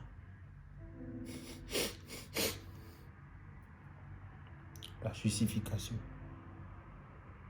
Mais, je dis bien mais, il ne faut pas s'arrêter à la justification. Il faut continuer. Il faut continuer. Après, on va revenir dessus. La deuxième étape, c'est la sanctification. Ça veut dire quoi? La justification, c'est quand tu entends la bonne nouvelle, tout, tu crois, tu te baptises, tu fais ton baptême d'eau, tout, et puis bon, tu commences à fréquenter l'église. Bref, ça a été justifié. Mais ce n'est pas tout. Parce que ta nature n'a pas encore changé. Quand tu es justifié, tu te sens libre en fait du poids. La peur d'aller en enfer là te quitte. Tu n'as plus peur d'aller en enfer parce que tu sais que c'est plus sur ton comportement qu'on va te juger. Voilà, parce qu'avant là, tu te disais que de toute façon moi-même je me comporte, je sais qu'il n'est pas parti au paradis. Mais Dieu te fait savoir que ton comportement, je m'en fous. Si tu crois que la mort de Christ à la croix t'a sauvé, tu es sauvé. Là, tu te rends compte que, ah oui, et puis bon, tout ce qui va avec le baptême saut, etc., tout. Voilà. Je dis, référez-vous à la prédication sur le sujet, la vie éternelle et comment la recevoir. Ça a été décortiqué là-bas. Je crois que c'est la toute première même prédication. Et Ensuite, quand tu finis cette étape, il y a la sanctification. C'est-à-dire, comme je vous l'avais dit, soit ce truc-là, il s'est sali, il est dans la poubelle. Si je dois mettre de l'eau dedans pour boire, pour que ça me serve, si je dois mettre de l'eau dedans pour boire, que je prends ça à la poubelle, je vais utiliser directement. Je m'en vais prendre à la poubelle, pourquoi? Parce que c'est pour moi, ça m'appartient. Donc je m'en vais, je soulève. Je veux ça, c'est pour moi. Je m'en vais, je soulève. Mais je nettoie d'abord. Je nettoie. Et ça correspond à quoi dans le naturel? La justification, par exemple, correspond à quoi? À la fécondation, comme ce que j'avais dit. La fécondation, le spermatozoïde, l'ovule. Fécondation. Pourtant, le spermatozoïde était déjà dans les reins du père. L'ovule était déjà dans les reins de la mère. Mais croisement quelque part là-bas. Vous voyez un peu? Et cette justification-là, ça se traduit dans notre vie comme ce qu'on vient d'expliquer. La Bible appelle ça l'eau. Il y a l'eau, le sang et l'esprit. 3. Donc, l'eau, c'est ça. Deuxième étape, le sang, la sanctification, qui correspond pour un bébé au fait que son corps se forme dans le ventre de la mère. Ça, c'est la deuxième étape. Après fécondation, le corps doit se former, le corps du bébé doit se former dans le ventre. Les parties là sortent, tout et tout, pendant 9 mois. Voilà. Ça prend quand même du temps. Hein. Mais ici, ça signifie quoi spirituellement? Là-bas, les étapes là sont alignées. Voilà. Mais ici, ça peut se faire différemment. Bref. Mais regardez. La sanctification signifie quoi? La purification des désirs de votre cœur. C'est tout. C'est-à-dire, moi, quand il venait au Seigneur, il prend exemple sur moi. Il était voleur, malhonnête. Bon, malhonnête, c'est trop dit parce que quand on regardait à gauche, à droite, on ne voit pas comment on va apprendre. Et quand tu as un peu d'argent net, comme tu aimes bien l'argent, tu as un peu d'argent net, tu bouffes. Foum, foum, foum. Mais quand on a connu le Seigneur, ces choses-là, on s'est rendu compte que il ne faut pas les faire. Mais comment? Le désir de ces choses-là est parti. Pourquoi? Ça a été purifié. Au contraire, le Seigneur te purifie, t'enlève ces mauvais désirs. Parce qu'en réalité, tout ce qui vous pousse à mal vivre, là, c'est de l'ignorance et aussi c'est des démons. Femme, c'était dedans. Je prends exemple sur moi, je ne prends pas exemple sur quelqu'un d'autre. Tu connais tes problèmes. À chacun ses problèmes. Donc, la sanctification fait quoi? Ça purifie tes désirs impurs. La Bible dit quoi? C'est tout ce qui nous a comme mauvaise pensée, quoi, ça vient de nos cœurs. Maintenant, imagine que tu étais justifié. Tu n'as plus peur. Parce que quand tu es justifié, tu n'as plus peur du péché. Mais si ta nature, là, Dieu ne purifie pas ça, mon frère, quelqu'un avant, il avait peur du péché, mais il péchait. Mais maintenant, là, il n'a plus peur du péché. Il va devenir comment? C'est là maintenant, on voit qui est vraiment immature en Christ. Parce que le frère, il y a longtemps, peut-être même, il cherche femme. Maintenant, tu es venu lui parler de la grâce. Il te dit, hey, on est sauvé maintenant. Là, comme mon comportement, c'est pas ça qu'on m'envoie au ciel. Je vais me comporter comme je veux. Et il fait ce qu'il veut. Ça montre que quelque part, je dis bien quelque part, on dirait qu'il n'est pas prédestiné. Parce que si tu es prédestiné, tu vas chercher à faire quoi? La sémence qui est en toi là, va toujours chercher à ajouter parole sur parole pour aller à la perfection. Mais toi, tu attends justification, tu es content, tu ne veux plus aller avancer, tu es bloqué. Pour ne pas dire que tu te bloques. Non, on est déjà sauvé. Il y a quelque chose qui ne va pas avec toi. Donc la sanctification vient faire quoi? Elle vient purifier les désirs de ton cœur. Un exemple simple. Le monsieur était brigand. Ça, c'est le témoignage de quelqu'un que j'ai entendu. Pour nous, là, c'était les petits trucs. Il y a certains, eux, c'était les vrais John Poulolo. Pour eux, là, ça, c'est fort. Pour nous, là, c'est les petits trucs. Tu cherches femme, tu tu fais les petits trucs bizarres, voilà. C'était ça. Voilà. Et mine de rien, on était un peu peureux, voilà. Avec les parents, l'éducation qu'ils nous avaient donnée, tout et tout. Donc il y avait un peu de limites, quoi. Mais un gars, il te dit, lui, il fumait drogue. Lui, il était un grand voleur. Lui, là. Bon, on va parler de quoi? Justification d'abord. Bon, prenons sanctification. Généralement, quand ils ont cette expérience, ils sont heureux. Dieu le sanctifie. Qu'est-ce qui se passe? Voler, se droguer, faire les faux trucs. Ça quitte son cœur. Un coup, foum. Lui-même, il ne comprend pas. Jésus l'a touché. Jésus m'a touché. Je donne mon cœur à Jésus. C'est ça. C'est-à-dire, il n'a plus ses désirs, il n'a plus ses envies. C'est-à-dire, tous ces démons qui agissaient en lui, là, c'est fini. C'est comme la prostituée, là. Dieu la touche. Le jour où elle a fait croisement avec Jésus, là, sa vie a changé. Le soir, elle est partie laver ses pieds. Avec quoi là? Parfum ou bien quoi, ou bien ses larmes, un truc comme ça. Elle n'était plus prostituée, c'était fini. Quelque chose l'avait sanctifié. Vous voyez un peu? C'est ça la sanctification. Ça purifie tous les désirs de ton cœur. Maintenant, mes frères, comment on fait pour être sanctifié? Frère, moi je ne connais pas 10 méthodes.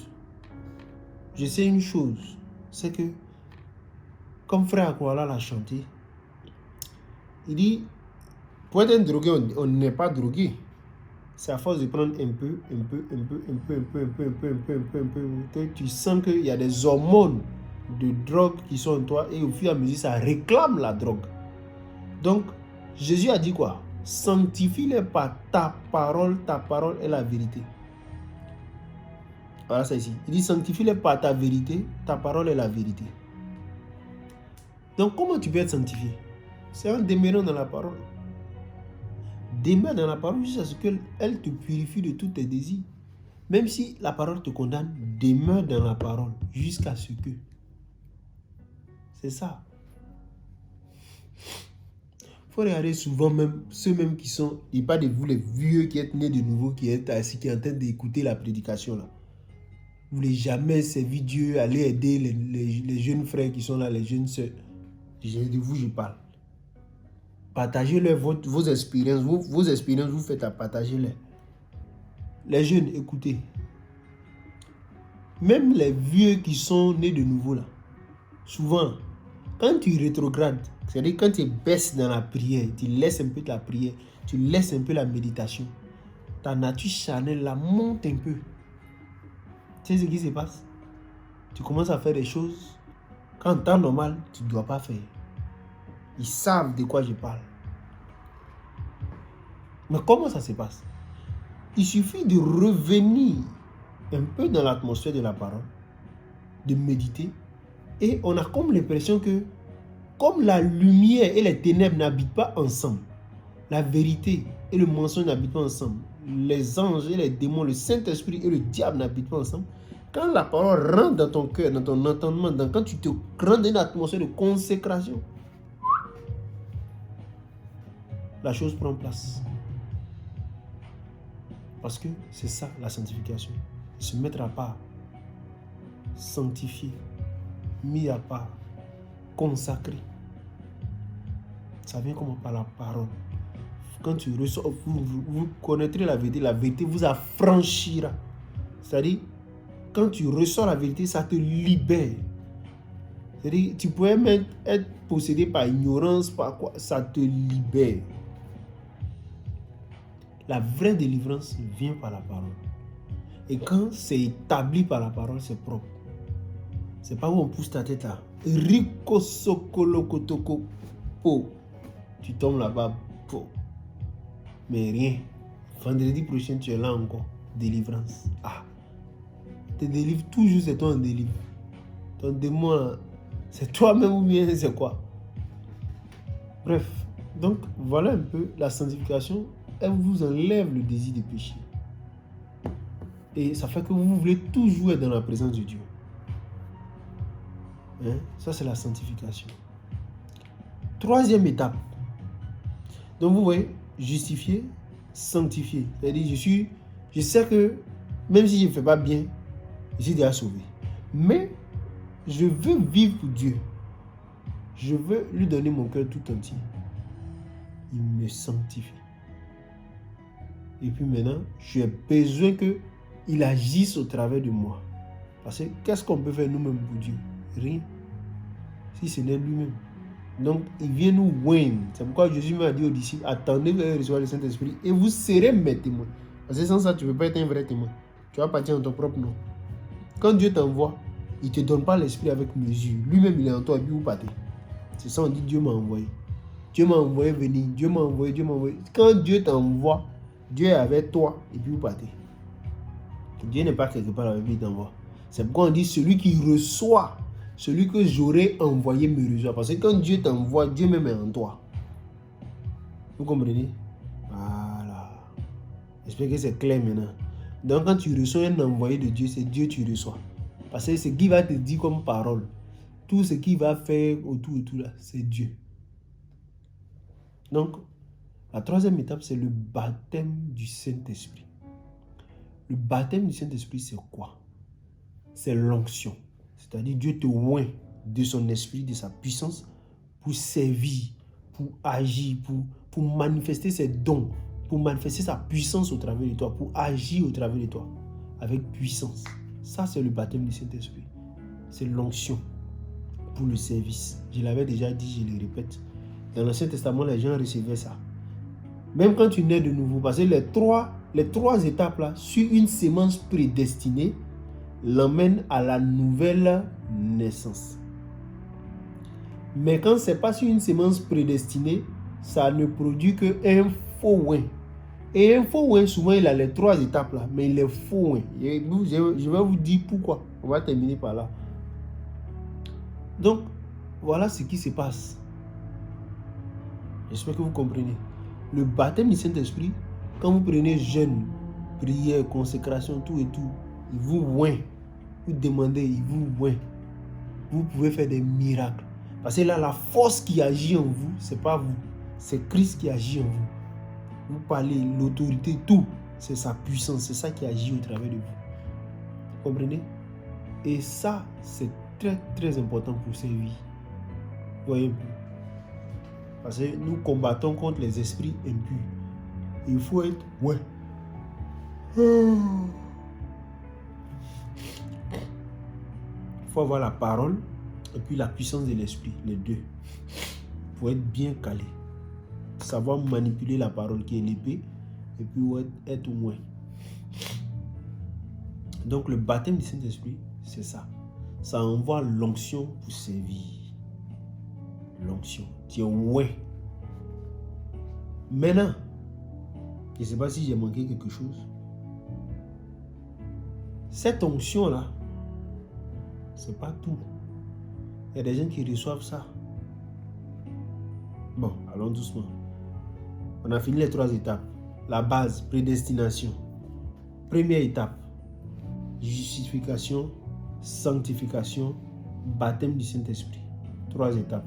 Quand vous êtes prédestiné, ça produit la nouvelle naissance. Après ça, là, quand vous faites les activités, partez au travail, vous revenez, les fatigues, comme par exemple souvent on finit, on est fatigué là. Il vous faut faire quoi? Il vous faut prier, méditer pour être encore loin de l'esprit. Donc vous pouvez être baptisé du Saint-Esprit autant de fois que vous le désirez. C'est pourquoi on dit être rempli de l'esprit. Soyez rempli de l'esprit. Priez sans cesse. Toutes ces choses-là. Maintenant, ça, c'est pour le Saint-Esprit, le baptême du Saint-Esprit. Ça peut être suivi comme ne peut être suivi par des dons. C'est pas obligé que les dons suivent. Voilà. Maintenant, voilà un truc qu'il faut comprendre. Notez bien, NB.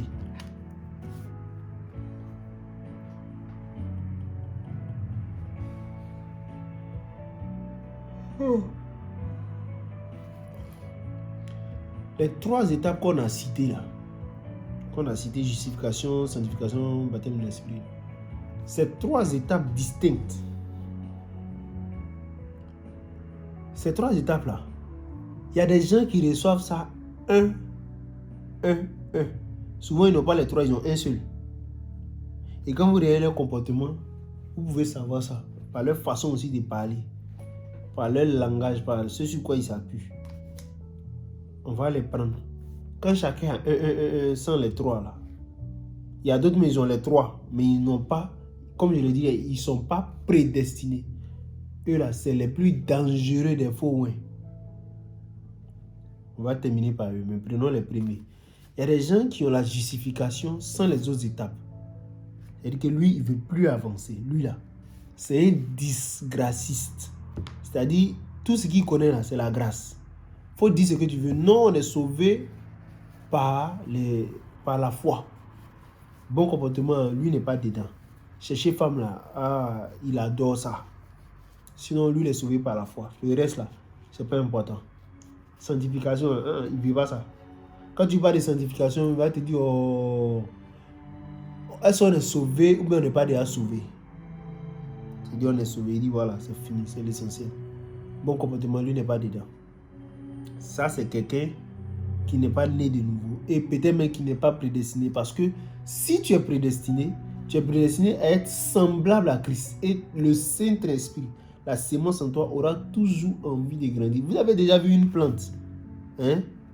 On met en terre, hein? Et puis ça germe, et puis ça dit bon, je n'ai pas envie de sortir de la terre, et j'aimerais rester en bas ici. Vous avez déjà vu une plante comme ça? Vous avez déjà vu une plante comme ça? C'est pourquoi on dit tout arbre que Dieu ne va planter sera coupé, jeté. Tout arbre qui ne porte pas de fruits sera jeté. Parce que quand Dieu fait quelque chose, ça doit aller à la perfection. Donc, tu ne peux pas être une sémence prédestinée de Dieu qui est parfait. Et toi, tu veux te limiter à ce qui est imparfait. On dit d'être le meilleur de toi-même. L'adoption. Toi, ça ne t'intéresse pas. Tu veux rester médiocre. Hein? Ton talent là, tu vas apprendre à l'utiliser. D'accord? On va voir. Bref, donc, la justification pour le disgraciste, c'est ça seulement il connaît. Lui, sanctification, ce n'est pas son problème. On dit Dieu fait des miracles. Lui, il sait qu'il est sauvé par grâce. Le reste, ça peu importe. Même, ils sont charnels même. Et il n'a même pas la foi pour prier pour guérir des palus. Lui, le surnaturel, ça ne l'intéresse pas. Lui, l'essentiel, c'est qu'on est sauvé par grâce. Point barre. Ça, c'est le disgraciste. Et ça, c'est pas bon. Il faut ajouter. Donc, ceux-là, vous allez les reconnaître. Les gens que c'est grâce qui est dans leur bouche là. Quand vous allez voir les frères comme ça, vous allez les reconnaître. Ils se disent frères. Mais quand vous allez les écouter, ils vivent dans le péché. Quand tu parles, oh non, on est sauvé. Hein. Où il y a tout, on ne quitte pas. Attends. Voilà, le club il y a un certain qui parle beaucoup. Maintenant, tout le monde est fan de lui là. Il prêche la polygamie même maintenant. Leur club là, c'est les disgracistes. Maintenant, deuxième club. Ça, c'est ceux qui ont pris sanctification pour charger sur les têtes. On les appelle les légalistes. C'est tellement Dieu a purifié leur cœur. Et ils ne peuvent plus pécher même. Jusqu'à maintenant, là, eux, ils disent que... Quand vous les écoutez, eux, ils disent quoi? Ils ne croient même pas la justification. Quand vous les écoutez, là, ils disent quoi? Que eux ne peuvent pas accepter que quelqu'un va vivre dans le péché puis il sera sauvé. Ce n'est pas possible. Non. Il faut bien se comporter. Il faut être exemplaire. Que si tu pêches, tu perds le salut. Ah? Tu pêches, tu perds le salut. Si tu veux des comportements, il y a quelqu'un qui sera sauvé sur terre. Mais ça passe pas dans l'oreille. Quand tu parles, il te dit dehors les impudiques, dehors les temps, que le péché, le salaire du péché, c'est la mort. On dit oui, le salaire du péché, c'est la mort, mais il y a 2 sortes de péché. Ce péché-là, il s'agit de l'incrédulité. Il dit non. Que lui, c'est la sanctification. Mais il était brigand. Dieu l'a purifié. Il ne pêche plus. Donc, pour lui, quand tu viens lui dire que non, on peut être dans le faux. On peut commettre péché et puis aller au paradis. Ça passe pas. Faut dire ce que tu veux, mais ça passe pas. Lui, quand il regarde ce que Dieu a fait pour lui, là, il dit non, c'est le comportement, c'est le bon comportement qui sauve. Donc, si Dieu veut te sauver, tu vas changer ton comportement. Non. Regardez le brigand à la croix. Prenez exemple sur lui. Il a fait quoi? Il a reconnu Jésus, que Jésus était le Messie, c'est tout. Jésus a dit aujourd'hui même, toi et moi on se voit au paradis. Réglé. Donc, les légalistes, eux là, c'est les œuvres. Ils se renforcent sur les œuvres. Eux, pour eux plaire à Dieu, là, c'est à cause de leurs œuvres. C'est-à-dire qu'eux, ils ont chargé sanctification. Là. C'est bon comportement ou rien. Pourtant, c'est pas mauvais. Il faut être légaliste parfois. Voyez? Quand il s'agit par exemple d'ordre de l'église, de certaines choses, il faut être légaliste. Mais pas dans l'extrême. Oh, eux là, c'est l'extrême. Ils ne croient même pas à la justification. Les disgracistes aussi, eux ne croient pas aussi à la sanctification. Chacun de son côté. Donc c'est comme ça. Et maintenant, voilà les troisièmes. Après, on va parler de leurs doyens et tous. Les faux ouins. Les faux ouins, on ne connaît pas leurs vrais problèmes. Souvent, ils sont disgracistes. Souvent, ils sont légalistes aussi. Généralement, on peut trouver... Bon, les disgracistes en mettant faux ouins, c'est rare. Je n'ai jamais vu. Mais il y en a. Parce que Dieu a une façon de traiter avec les gens là.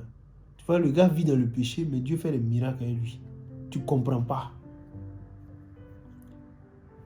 Les légalistes, ils ne croient pas dans la justification. C'est eux là, ils sont un peu comme les pharisiens. Tu les vois réglementer. Maintenant, ils sont faux en quel sens? Les faux sont des gens, pour eux, ce qui compte, c'est la puissance. Ce qui compte, c'est le surnaturel. Chez eux, là, ce qui compte, là, c'est les expériences surnaturelles. Je priais.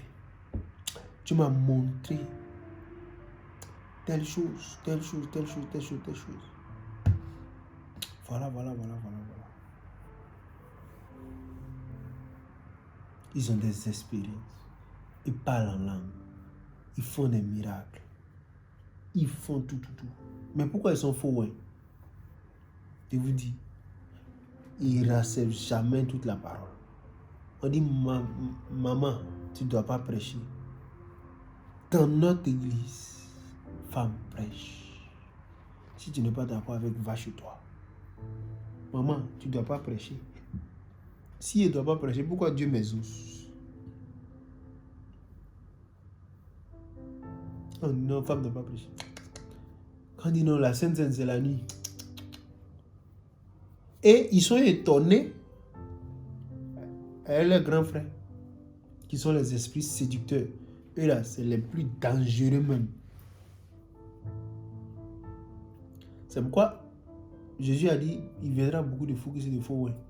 Pourquoi? Parce que faux ouins, leur travail principal, c'est miracle. Il dit, ceux qui me disent Seigneur, Seigneur, n'entreront pas tous. Ils ont commencé à dire quoi? N'avons-nous pas chassé des démons en ton nom? N'avons-nous pas fait des miracles en ton nom? N'avons-nous pas guéri les malades en ton nom? C'était leur argumentaire qui était là. C'était le surnaturel. Et ils pensaient qu'à cause du surnaturel, ils étaient qualifiés pour aller au paradis, pour plaire à Dieu, pour aller dans l'enlèvement. Pour eux, c'est le surnaturel. Eux, ils ne savent pas que l'esprit peut agir au travers de toi et puis ça va te garer. Vous ne connaissez pas ça.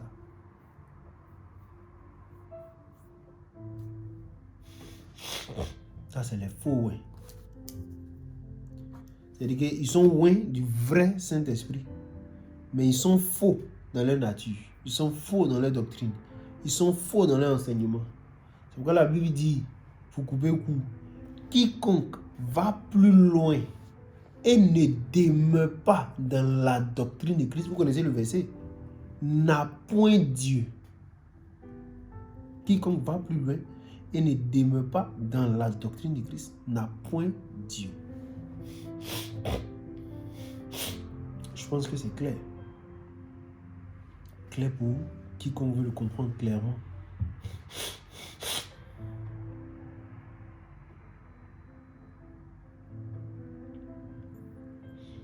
Donc, on a les 3 catégories.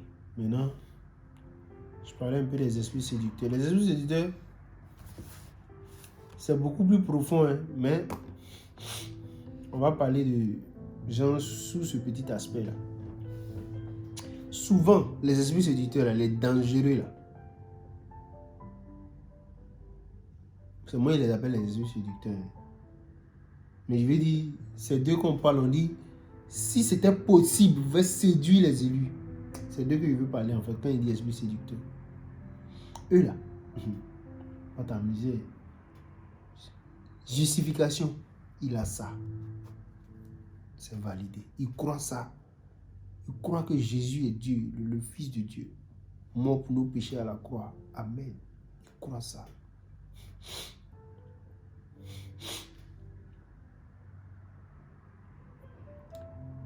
Il croit dans la sanctification. C'est-à-dire qu'il croit qu'on est sauvé par grâce, mais on doit vivre dans la sanctification. Il croit ça. C'est réglé. Mais son seul problème là, il n'est pas prédestiné. C'est-à-dire de tout son cœur, il croit qu'il est enfant de Dieu. Mais il ne l'est pas. Et comment ça se traduit? C'est qu'il croit 99,99% de la parole. Voilà son problème. C'est-à-dire qu'il peut croire jusqu'à 99,99% de la parole.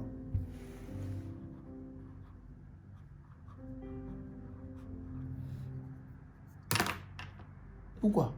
Parce que celui qui est de Dieu écoute les paroles de Dieu. Or, comme il n'est pas de Dieu, il ne peut pas accepter toute la parole. Il ne peut pas accepter toute la doctrine. Il ne peut pas accepter tous les mystères. Dis-lui que Dieu a envoyé Frère Branham, il va te dire non. Jésus est le dernier prophète. Dis-lui qu'en fait, c'est la nuit. Non. Dis-lui que la semence du serpent au jardin d'Éden, c'était... comment on appelle ça? Oh... J'ai un peu oublié là.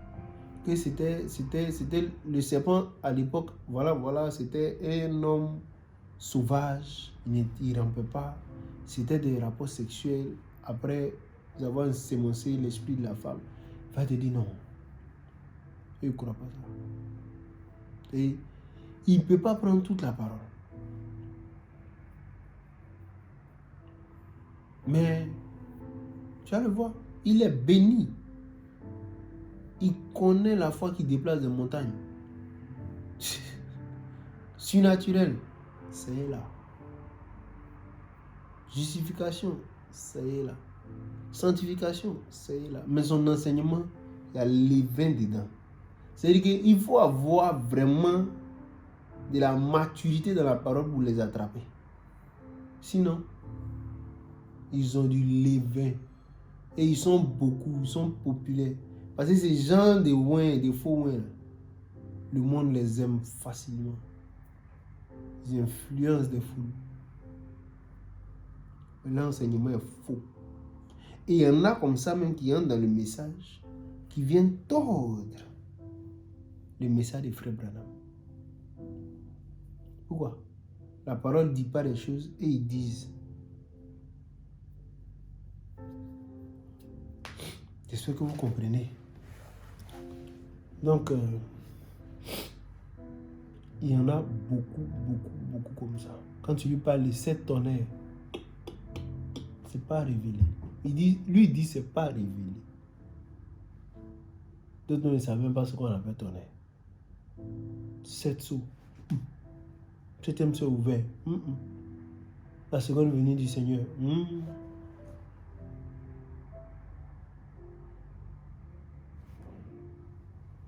En nuit du 28 février, c'est quoi?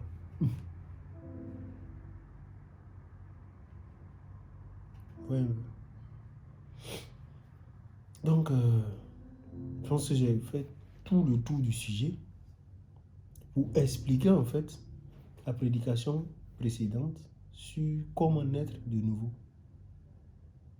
Donc, c'est un peu ça. Voilà comment naître de nouveau. Étape par étape, prédestiné, ce qui est la base. justifié, sanctifié, baptisé du Saint-Esprit. Ça produit la nouvelle naissance chez celui qui est prédestiné. Mais celui qui n'est pas prédestiné, ça fera de lui un esprit séducteur, un faux. Ouais.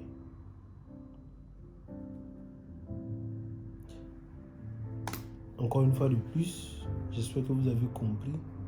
Et ma prière est que Dieu vous baptise de son esprit. Je suis un peu épuisé. Il est 23h40 ici. Et je tenais en fait à faire cette prédication, cette exhortation sur ce sujet-là. On va finir en donnant un mot de prière pour demander au Seigneur d'accorder à ceux-là qui veulent être justifiés, d'être justifiés. À ceux-là qui veulent être sanctifiés, d'être sanctifiés. À ceux-là qui veulent être baptisés du Saint-Esprit, de l'être. Parce que sans la nouvelle naissance, vous ne pourrez rien faire. On a des choses qu'on doit aborder, mais ça c'est la base, c'est le fondement. La statue de l'homme parfaite commence après votre nouvelle naissance. Donc, si vous n'avez pas la nouvelle naissance, ce n'est pas possible en fait, parce que toutes les vertus sortent de la nouvelle naissance. C'est un peu comme, comprenez ça simplement, quand le corps se forme dans le ventre de la mère, l'enfant naît, un esprit se joint à lui. Maintenant, pour la maturité de l'esprit et du corps, ça va ensemble. Ça va ensemble. Mais cette maturité-là vient d'où? Du corps qui était formé. Et l'esprit là est cultivé, l'intelligence, tout ça va avec, ça grandit. Donc le reste n'est que maturité. Mais si vous n'êtes pas né, comment vous allez mûrir? C'est pas possible. Donc ça c'est la base. C'est impératif. Il faut que vous naissiez de nouveau. Il faut que vous naissiez de nouveau. Et ma prière c'est que, Seigneur Jésus, merci pour ce sujet que tu nous as permis d'aborder encore sous certains angles. Je te prie, Seigneur, d'accorder à quelqu'un de comprendre clairement cela et de lui accorder, Seigneur, de naître de nouveau, de passer par ce processus pour sa nouvelle naissance. Puisse le sang de l'agneau effacer leurs transgressions, puisse le sang de l'agneau les justifier, les sanctifier. Et Père, puisse ton esprit les oindre, les baptiser, Seigneur, les remplir. Père, déverse tes dons en eux, déverse ta puissance, déverse ton onction, déverse-toi en eux, Seigneur. Utilise-les puissamment, Seigneur, afin que le monde sache que tu es vivant dans une épouse. Père Céleste, merci pour ta grâce. Conduis toutes choses, Seigneur. Remplis-nous du désir de te servir. Et accorde que, Seigneur, tout ce que nous entreprendrons, Seigneur, pour toi, puisse fleurir. Souviens-toi de ceux qui sont dans le besoin financier, au niveau de la santé, Seigneur. Souviens-toi d'eux et agis puissamment, Seigneur, pour renforcer les foi, Seigneur, dans ta parole, pour renforcer les amours, Seigneur, vis-à-vis de toi. Merci pour ta grâce. Au nom du Seigneur Jésus-Christ, j'ai demandé. Amen, amen, amen.